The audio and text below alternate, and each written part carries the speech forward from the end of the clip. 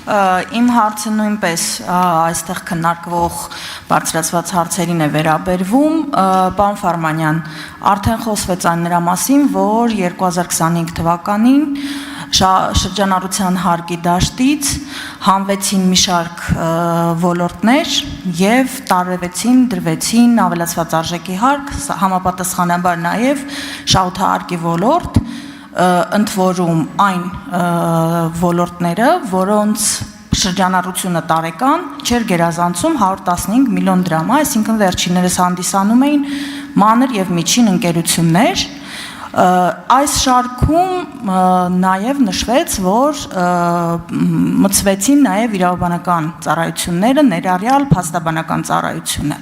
Հիմա այս համատեքստում, քանի որ դուք այս հարցը լուսաբանեցիք տնտեսագիտական առումով, ես մի լրացում անեմ ու այս առումով էլ կուզենայի լսել ձեր կարծիքը։ Տեսեք, երբ որ իրավաբանական ընկերությունները, իրավաբանական ծառայությունը մտցվեց ավելի ծանր հարկային դաշտ, համապատասխանաբար նաև ավելացան իրավաբանական ծառայությունների գինը, մոտավորապես տարբեր հասարակական կազմակերպությունների ուսումնասիրության արդյունքում 30-ից 50% ավելացավ, իսկ ընկերությունների կողմից մուծվող հարկերը 187%-ով ավելացան։ Սա ուղղակիորեն բերեց նրան, որ խախտվեց սահմանադրությամբ երաշխավորված դատարան դիմելու եւ արդյունավետ դատական պաշտպանությունից օգտվելու իրավունքը, ինչու, որտեղ երբ որ թանկանում է իրավաբանական ծառայությունը, համապատասխանաբար մեր հասարակության շատ լայն զանգված, եթե չասեմ գերակշռող զանգված, այլևս չի կարողանում օգտվել իրավաբանական ծառայություններից գների պատճառով եւ չեն կարողանում նաեւ արդյունավետ պաշտպանել իրենց խախտված իրավունքները։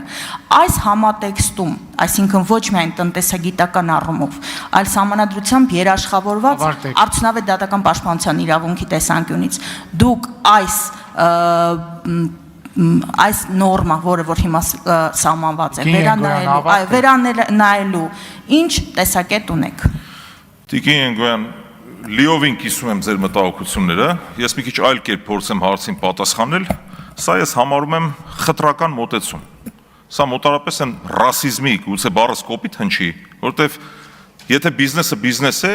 ինչ կապ ունի ինչ ոլորտի բիզնես, եթե տվյալ տնտեսվարողն ունի տարեկան կտրվածքով մինչև 115 միլիոն դրամի շրջանառություն։ Եվ երկրորդ կոպտագույն սխալը, որը թույլ է տրվել, հաշվի չի առնվել, որ հանրության լայն շերտեր օգտվում են այդ ծառայություններից եւ նաեւ բիզնեսի ներկայացուցիչներ։ Նույն հաշվապահական ծառայությունից օգտվող տնտեսվարող սուբյեկտը ստիպված ավելի թանկ է վճարում, քան նախկինում էր վճարում։ Նույն իրավաբանական ծառայությունները սահմանափակվել են, ձեր ասածն եմ ուղղակի կրկնում։ Եվ միանշանակ մենք, ես, եթե ընտրվեմ որպես հանձնաժողովի նախագահ ի պաշտոնե, անելու եմ ամեն բան, քննարկելու եմ մեր գործընկերների հետ, փորձելու եմ ամեն ինչ անել, որ այս նորմը վերանայվի։ Այսինքն այդ 0% հարկի գաղափարը իր մեջ ներառում է արդեն ամեն բան։ Այսինքն մենք ունենք նման նպատակ, վերելու նման օրինագիծ 0% հարկ շրջանառության հարկի հետ կապված, դա լիովին իրագործելի, հեշտ իրագործելի մեխանիզմ է,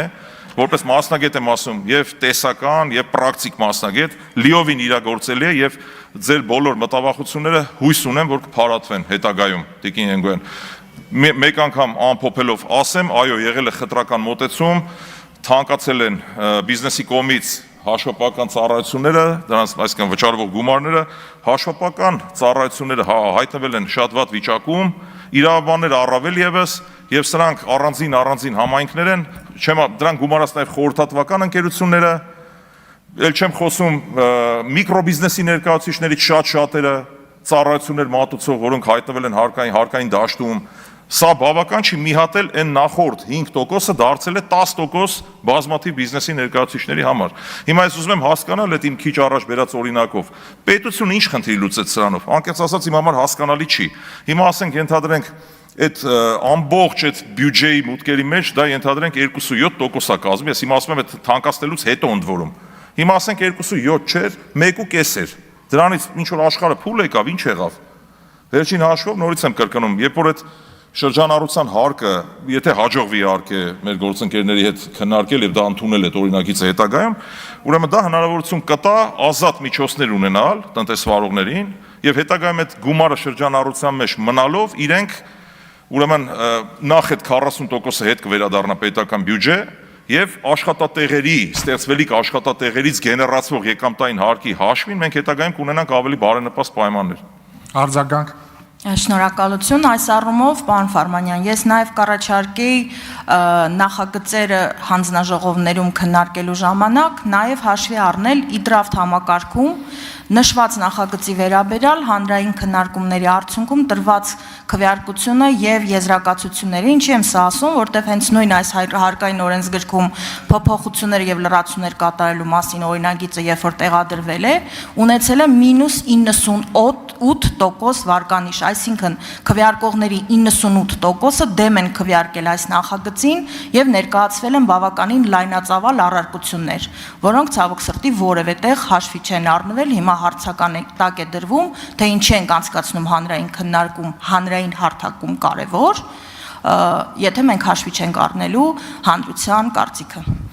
Տիկին Ենգոյան, շատ կարևոր հարց եք բարձրացնում եւ նաեւ կարծում եմ ձեր բարձրացրած հարցը տեղավորվում է մեր գործընկեր պարոն Վարդևանյանի առաջարկի համատեքստում, երբ որ ասում էր բացասական եզրակացություն ստացած օրինագծերը բերենք քննարկենք լիագումար նիստերի դահլիճում, մեր ժողովուրդը թող լինի արբիտր, այսինքն այստեղ ոչ թե գանք հիշենք մարտի 1-ը կոպիտ ասած, այլ գործ անենք։ Ցույց տանք մեր ժողովրդին, որ տեսեք մենք տարբեր տեսակետներ ունենք, թող ժողովուրդը լինի արբիտր, որ հետագայում կարողանա ճիշտ որոշում կայացնի։ Նաև այդ շրջանակներում ձեր ասածը շատ տրամաբանական է եւ բացասական գնահատականի արժանացած օրինագծերը չպետք է անտեսվեն, հակառակ պարագայում դառնում է անիմաստ։ Նման էլեկտրոնային հարթակում նման քվեարկությունների կազմակերպումը։